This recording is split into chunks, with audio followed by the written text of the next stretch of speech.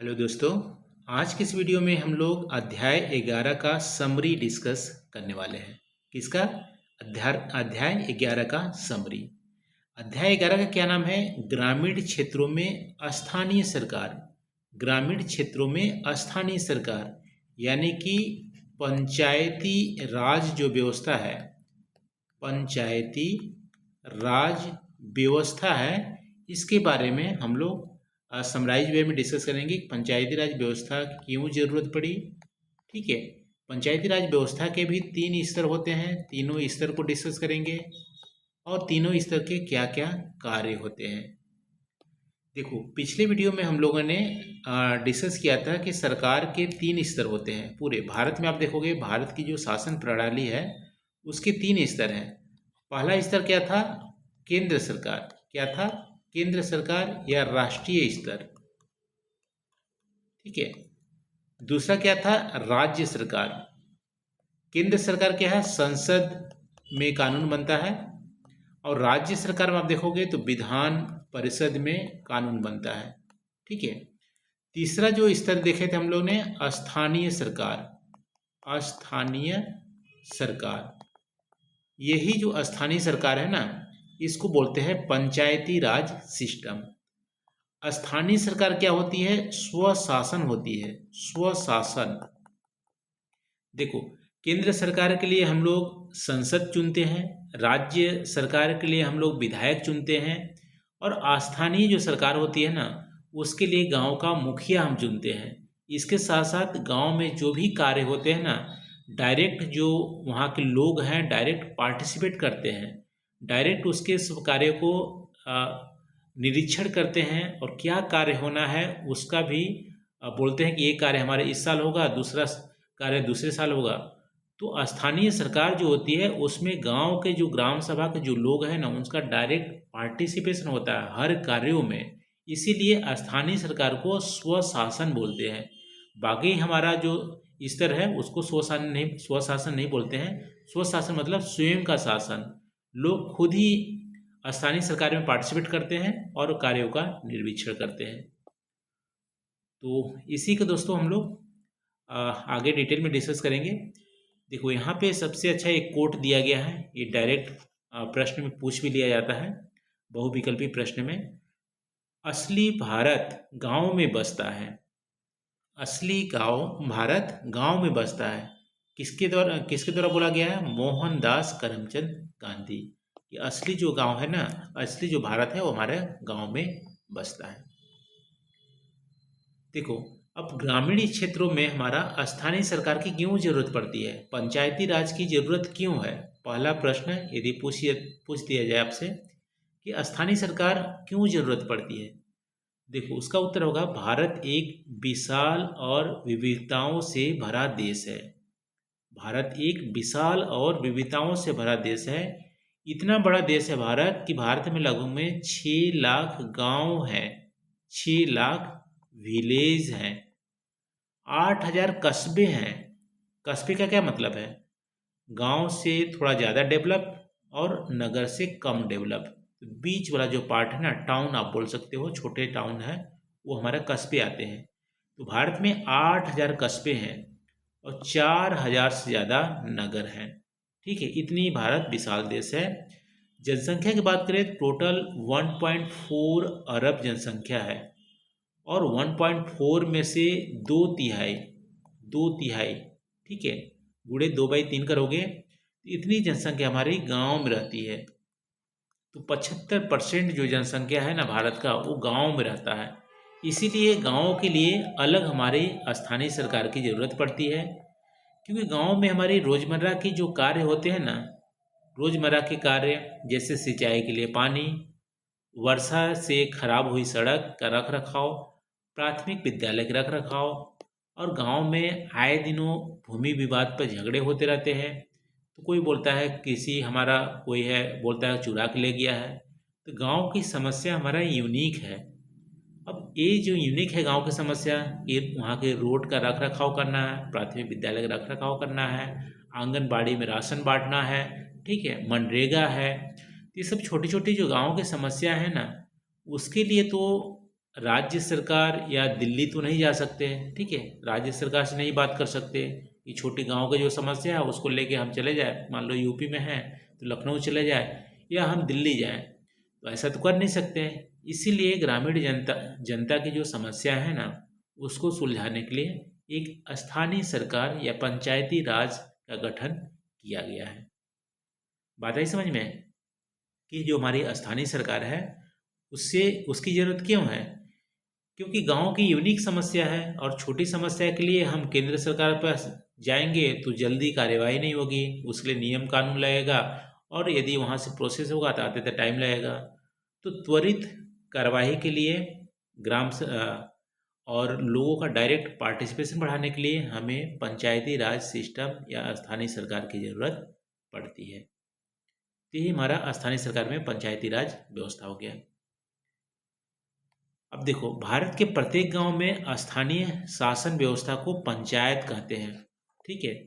जो गांव में शासन व्यवस्था होती है स्थानीय को ना, उसी को पंचायत बोलते हैं। यदि आपसे पूछे पंचायती राज व्यवस्था क्या है तो आप बोलोगे प्रत्येक गांव में जो स्थानीय शासन व्यवस्था है उसी को हम पंचायत बोलते हैं, ठीक है। और यह स्वशासन, ये भी आप कीवर्ड ध्यान रखना, स्वशासन यहाँ पे होता है, क्योंकि ग्राम सभा के जो भी लोग हैं ना, जो वोट करते हैं, मुखिया को तो चुनते हैं, लेकिन मुखिया अकेले डिसीजन नहीं लेता है, कोई भी डिसीजन लेता है सड़क बनवाने के लिए तो मुखिया क्या करता है कि सब लोगों का मीटिंग करता है, गांव के सभी लोगों को मीटिंग बुलाता है, ग्राम पंचायत जो भवन होता है वहाँ पे मीटिंग बुलाता है और मीटिंग वहाँ पे डिस्कशन होता है कि ये रोड बनाना है, तालाब का रख रखाव करना है, ये पंचायत घर बनाना है, ठीक है। तो वहाँ पे मीटिंग होता है, तो जो लोग हैं ना डायरेक्ट पार्टिसिपेट करते हैं, तो क्या है हो गया, स्वशासन हो गया। पंचायती राज क्या है, स्वशासन है, ठीक है। तो स्वशासन आप मेंशन करना। और पंचायती राज व्यवस्था के 3 स्तर हैं। पहला है सबसे नीचे ग्राम स्तर। देखो, जिला लेवल पर हमारा काम करता है पंचायत, वैसे सरकार के 3 स्तर हैं, केंद्र सरकार, राज्य सरकार और स्थानीय सरकार। स्थानीय सरकार को ही पंचायती राज व्यवस्था बोलते हैं। पंचायती राज व्यवस्था के भी 3 स्तर हैं, कौन कौन से? गांव का लेवल, विलेज पर हमारा क्या है, ग्राम पंचायत, जिसका मुखिया होता है, मुखिया या प्रधान बोलते हैं। फिर बहुत सारे गांव मिलके ब्लॉक बनता है, ठीक है, ब्लॉक बनता है।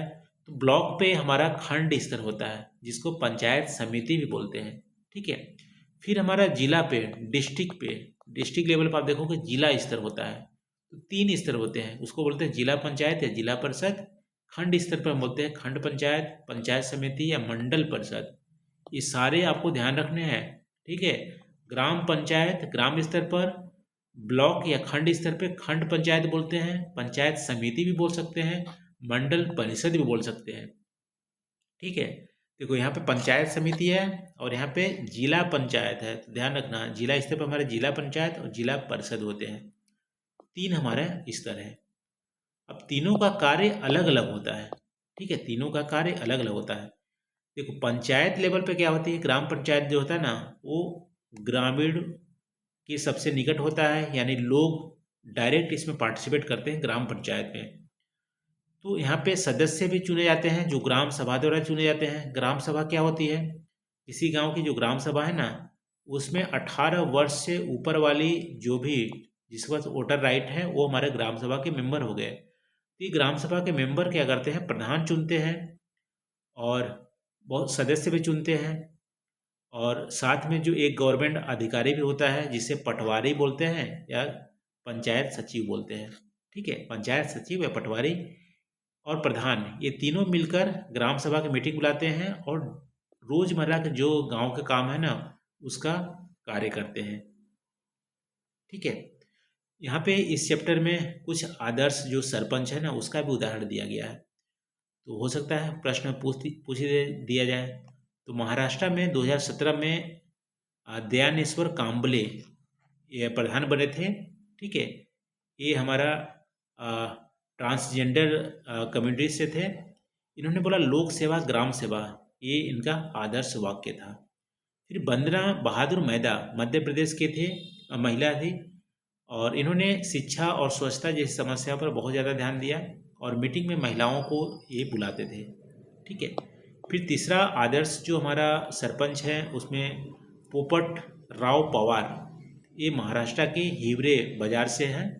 इन्होंने जल संरक्षण के लिए बहुत ज़्यादा काम किया है। वहाँ पे गांव में आए दिनों सूखा होती रहती थी, तो सूखा को रोकने के लिए इन्होंने लाखों पेड़ लगाए और जल संरक्षण पे बहुत ज़्यादा काम किए, जिससे कि आज वहाँ के जो गांव है ना बहुत ज़्यादा समृद्ध हो गया है।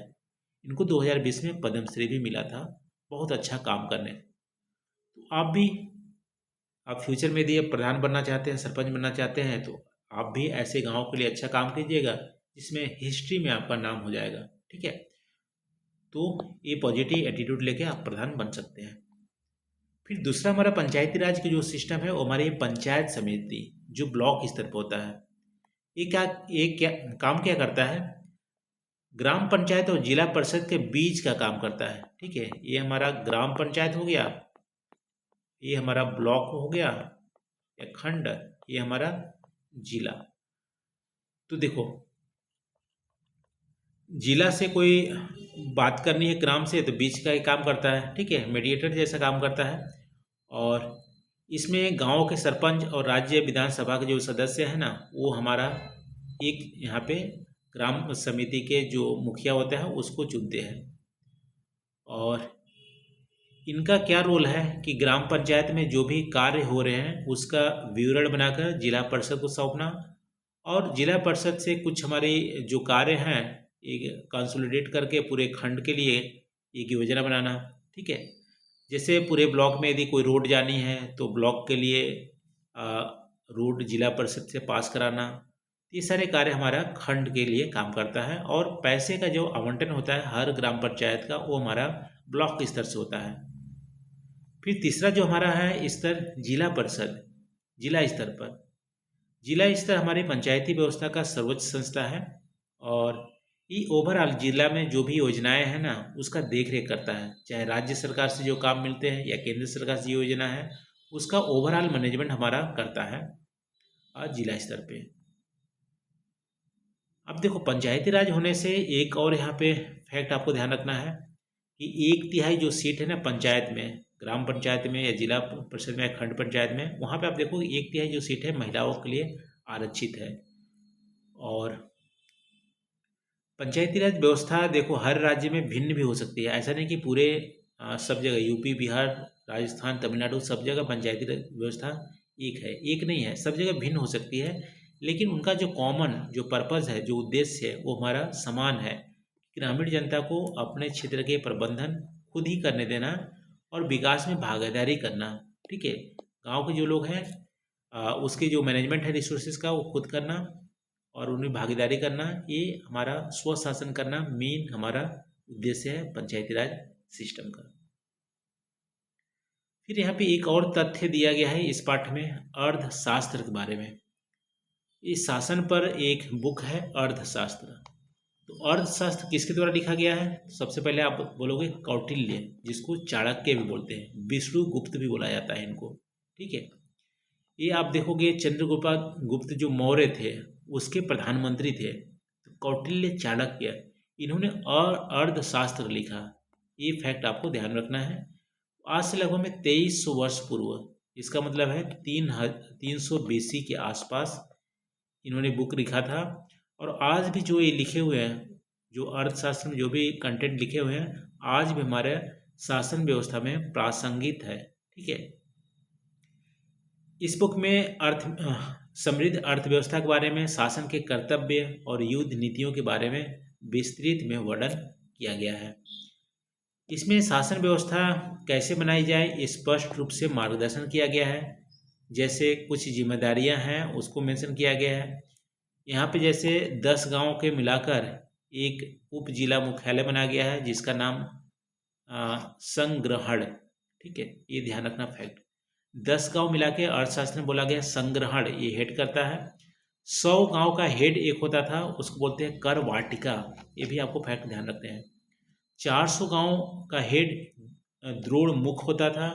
800 गांव का हेड स्थानीय या प्रांतीय मुख्यालय होता था।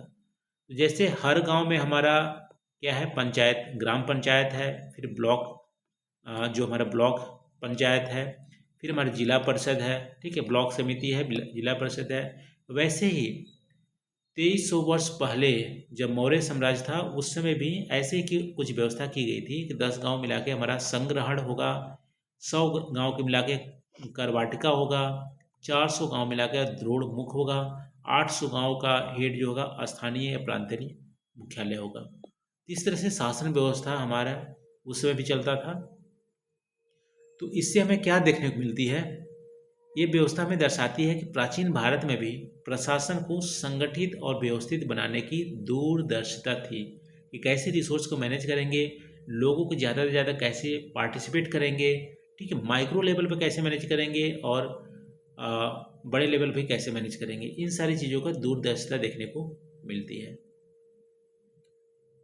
तो ये रहा दोस्तों, आज हम लोग पंचायती राज व्यवस्था पे इसका समरी या सारांश देखें। एक बार वीडियो को हम समराइज कर सकते हैं। स्थानीय जो सरकार होती है, ठीक है, जो तीसरे स्तर की सरकार है उसे पंचायती राज सिस्टम बोलते हैं, पंचायती राज व्यवस्था बोलते हैं। पंचायती राज व्यवस्था के भी 3 स्तर हैं। पहला हमारा ग्राम पंचायत हो गया, दूसरा हमारा खंड समिति हो गया और तीसरा हमारा जिला परिषद हो गया, ठीक है। तो इनके अलग अलग कार्य हैं। गाँव के लिए जो कार्य है वो ग्राम पंचायत करता है, ब्लॉक लेवल का जो कार्य है और गाँव का जो ओवरलुक करता है वो खंड करता है, पूरे जिला के लिए जो योजना बनाता है जिला परिषद करता है। तो ये हमारा इस पाठ में दिया गया है। तो आज के लिए इतना ही दोस्तों। वीडियो कैसी लगी आप कमेंट करके जरूर बताइएगा। थैंक यू दोस्तों, थैंक यू।